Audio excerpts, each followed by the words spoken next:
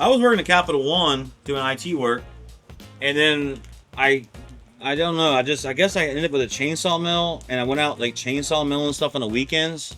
Yeah, so his buddy was a firefighter, and he would go home every weekend after doing firefighting every single week.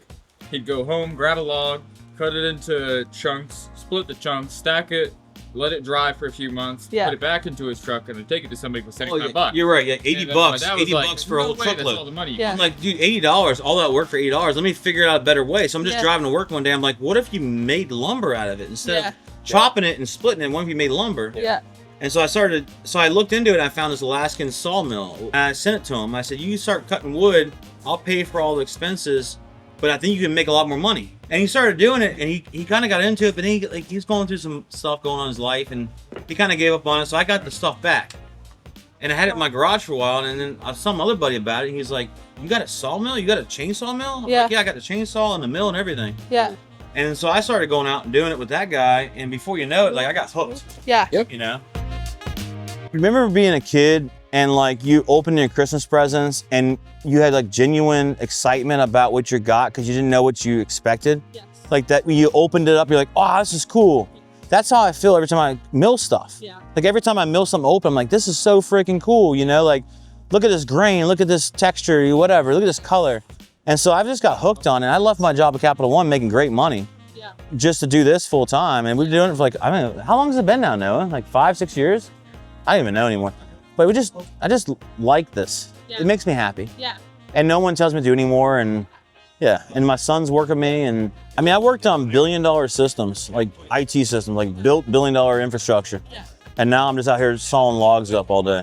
But like, I'm not AD meds anymore. Yeah. I'm not on cholesterol medication anymore. I don't have any stress. I'm in great shape.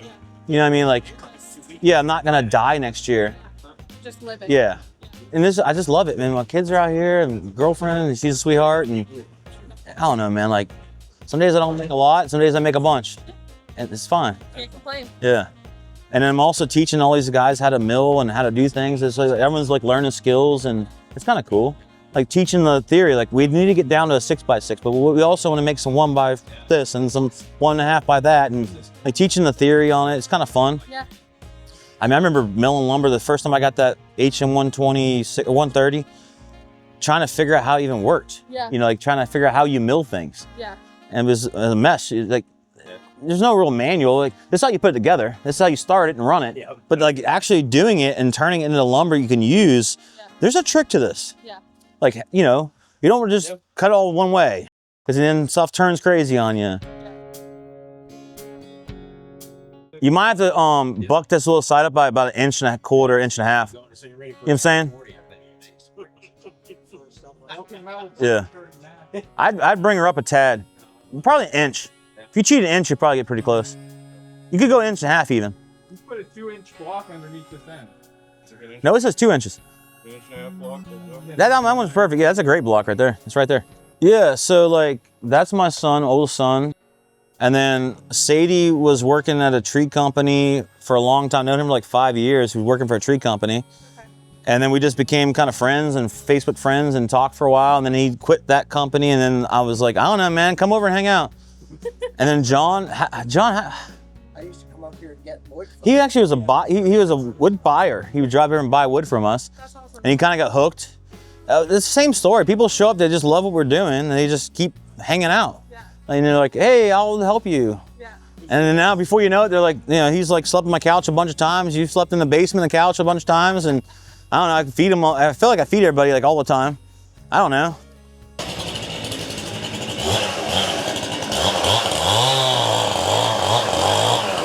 These are freaking gorgeous. Oh my God.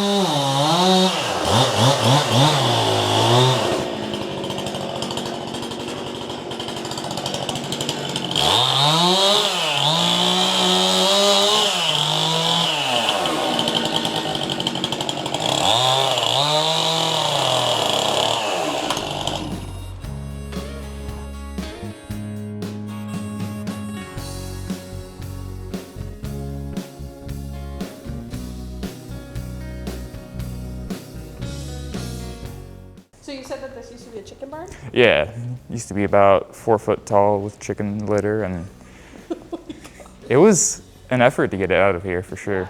We're working on 3-phase power now, and then we can start using all these tools. Right. We just have the single-phase equipment for right now. Yeah, it's a 30-inch planer. And does it work? It does, once I get 3-phase for it. It'll take off a 1/4-inch pass in 8 seconds. 2 sliding saws, a big panel saw, shaper, jointer, bandsaw.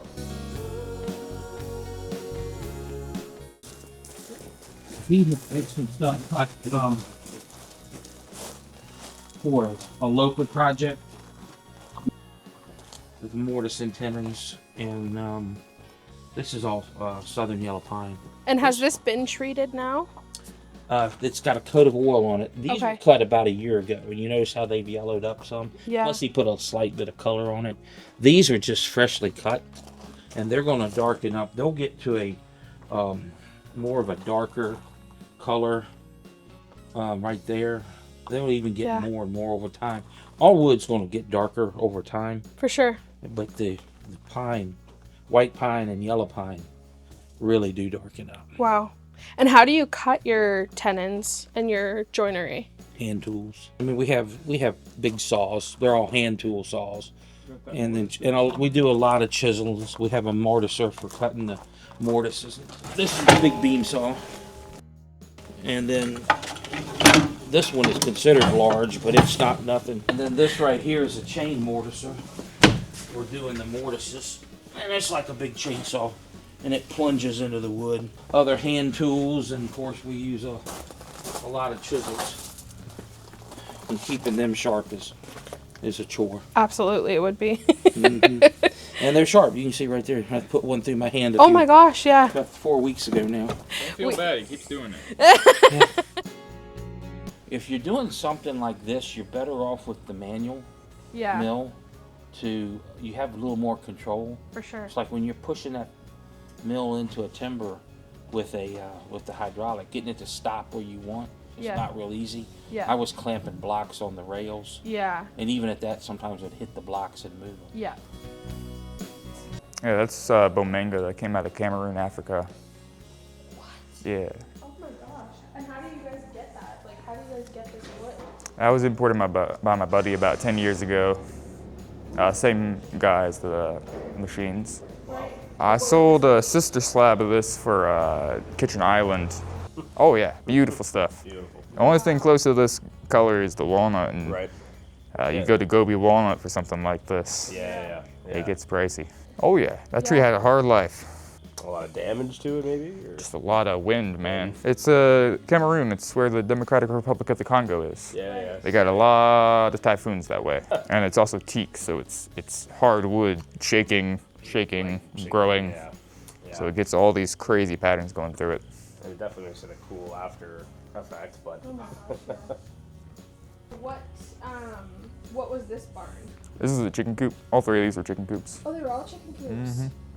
They're massive chicken coops. Oh yeah, this one's 36 by 360, and those are 40 by 400. We saw it on Zillow the day it got posted. Just fell in love with the property. So my dad's girlfriend sold her house, he sold his house, and we sold my grandma's place and bought this place. Yeah. Got 25 acres. We can walk down if you want. Yeah, let's walk down if you want to like tell us what kind of wood you've got and stuff. There's a lot of everything. That's cherry, maple, and oak. That's more oak. That's walnut, oak, maple. That's more of that bomanga. Is this all from one tree, or Yeah. did you guys have multiple trees? All from one tree, one So log. how big was that tree? It's probably 70 wide How by 40 long? foot. So who do you guys mostly sell your wood to? I do it mostly on Marketplace, word of mouth, that kind of thing. It's Really? everybody, home builders, DIYers, people that just want to do it for a hobby, people that are picking it up for the first time. Right on. I also sell throw-in boards to Stumpy's up in Ashland, and starting to sell Okay. to every one of their locations as well. I don't find any joy in the dimensional lumber. Yeah. I just keep on milling, and if somebody wants it square, they can square it up themselves. We had another property about a mile away. That was my grandma's place. Right. We had all this stuck in the woods. Took Oh. 1,100 trips to get it over here. 1,100 trips.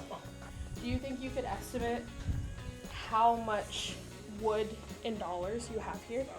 Oh, Yeah, like, what the value? value? 1.2, 1.5. There's about 350, 400,000 board feet here. We've been mowing 500 board feet a day for the past 7 years, 6 years. Like, what is the average wood that's in here? Probably maple. Maple? Maple's the most common for sure. Yeah. We work with all the local tree care companies when they're cutting down front yard trees, clearing land for building houses, or just clearing tracts of land. They usually just chip and burn all the stuff that's not perfect grade. Okay. So we'll come by, pick it up, or they'll come drop it off here. Most of the time it ends up being maple because they planted maple all over Richmond. So I was doing computers as well before this. Okay. I worked for a local energy company. Oh, okay. And then I switched to selling computers because I found an e-waste place nearby. And they would sell me all the stuff that was supposed to get decommissioned. Right. I would clean it up nice, fix it, sell it on eBay or Marketplace. And then 2019, that bank had some data issues, and my dad was like, writing on the wall, I'm getting out of here, took a severance, bought a sawmill, and then we've been doing this ever since.